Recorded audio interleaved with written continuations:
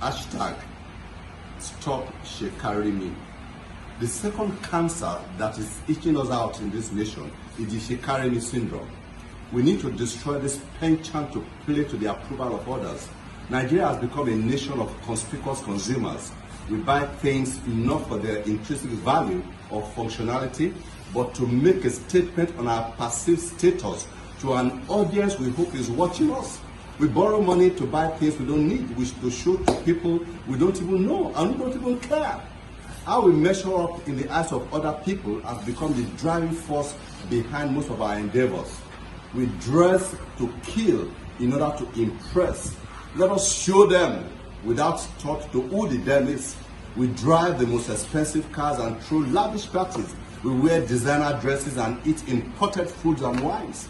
It's not good enough unless it's foreign, no longer about the functionality. It must be loud and they must hear. Merchandisers and advertisers tap into our insecurity, fears, and attempts to measure up. I heard about a case when a funeral parlor gleefully told some people, yeah, we only carry imported caskets to obviously demonstrate class. Even though these people could afford it, they walked away. They insisted on buying a locally made casket. And this, to my mind, is the way it should be. They sent a clear message to the funeral house. This is the heart of it. Importing a casket to bury a dead body for the benefit of providing food for the worms? Can you imagine that? They make you feel bad that you're not honoring your loved ones if he or she is not buried in an imported casket. We should turn this around. We must refuse to export jobs that belong to our young people. We must refuse to patronize foreign where there's a local alternative. We must try to make do with less where less is adequate. We must avoid conspicuous consumption. Can a governor, for instance, do with 50% less in his convoy?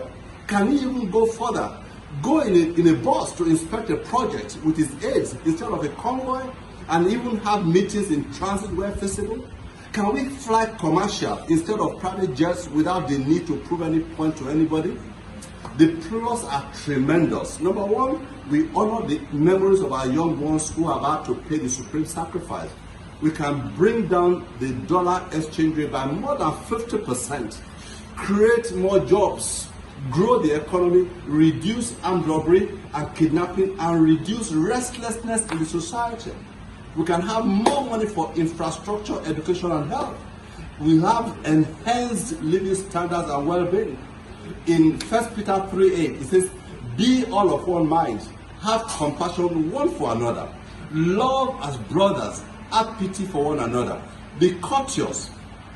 Warren Buffett, I'm sure we all know about him, one of the richest men in the world, has lived in the same house for decades and will rather give of his substance. He has no needs to prove, he has no point to prove to anybody. Here we have empty drums making the loudest noise, displaying ill-gotten wealth to get attention and approval of people who don't even care. This must stop. We must get to a point where, we flip this around. And if we will do this, we begin to experience a new nation. My name is Bo Olagbegi. I'm the chairman of COPAC. I approve this message. If you do, send this to your governor, send it to your senators.